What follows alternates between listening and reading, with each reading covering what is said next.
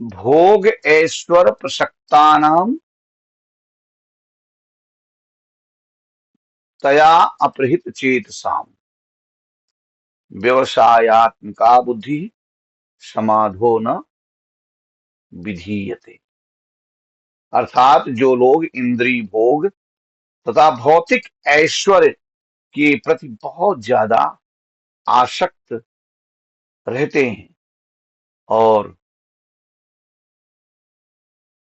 उन वस्तुओं से मोहग्रस्त हो जाते हैं, उनके मनों में भगवान के प्रति भक्ति का दृढ़ निश्चय नहीं होता।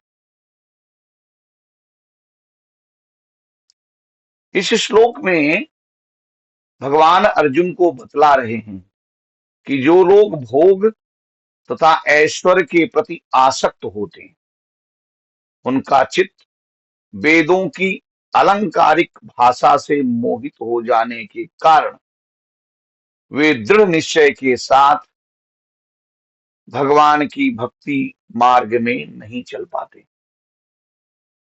पिछले दो श्लोकों में भगवान ने बतलाया था कि अल्पज्ञ लोग वेदों की उस पुष्पिता वाणी में अत्यंत आसक्त रहते हैं जो व्यक्ति को भोग तथा ऐश्वर्य को प्राप्त करने के लिए प्रोत्साहित करती है। अब इस श्लोक में भगवान कहते हैं कि चूंकि वे अल्पज्ञ भोग तथा ऐश्वर्य के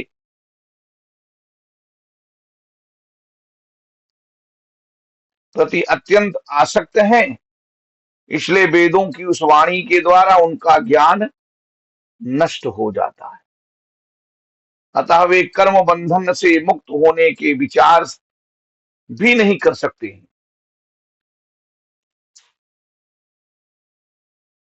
अब हम इस श्लोक के शब्दों पर क्रम पूर्वक विचार करेंगे।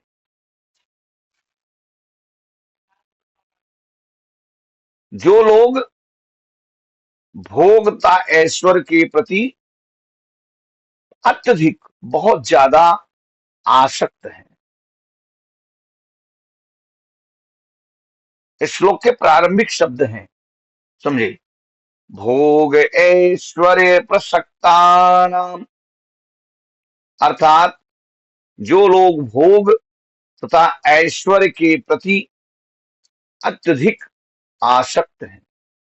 यहां पर भगवान उन लोगों की बात कर रहे हैं जो लोग भोग तथा ऐश्वर्य के प्रति बहुत ज्यादा आसक्त रहते हैं। इसलिए भगवान यहां पर प्रसक्ता नाम शब्द का प्रयोग कर रहे हैं। प्रसक्ता नाम का अर्थ है प्रकृष्ट रूप से आसक्त।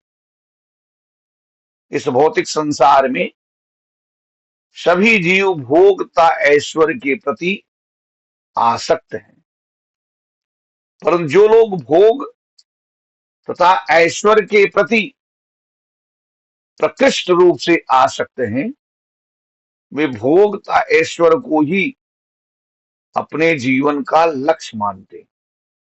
ऐसी स्थिति में वे मनुष्य जीवन में प्राप्त हुए उस दुर्लभ अवसर पर विचार नहीं करते जिसमें वे इस जन्म मृत्यु के बंधन से मुक्त हो सकते हैं। भोग की प्रबल कामना के कारण उनका ज्ञान इस प्रकार ढक जाता है कि इस संसार में पग पग पर संकटों को देखते हुए भी वे नहीं देखते। भगवत गीता के तीसरे अध्याय के 39वें श्लोक में भगवान कहते हैं, आवृतम ज्ञान में तेन, अर्थात इस काम रूपी शत्रु के द्वारा उनका ज्ञान ढक जाता है।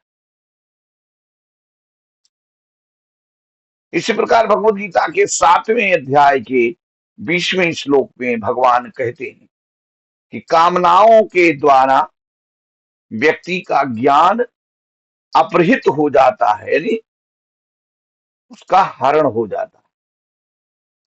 ऐसी स्थिति में व्यक्ति घोर कष्टों को भोगते हुए भी इस बात पर विचार नहीं करता है कि यदि वह भोग तथा ऐश्वर्य की कामना को छोड़ दे तो वह समस्त संकटों से मुक्त हो सकता है, सभी प्रकार के कष्टों से मुक्त हो सकता है। लेकिन भोग और ऐश्वर्य की कामना को न छोड़ने के कारण वह इन सभी प्रकार के कष्टों से मुक्त नहीं हो पाता। हरे कृष्ण।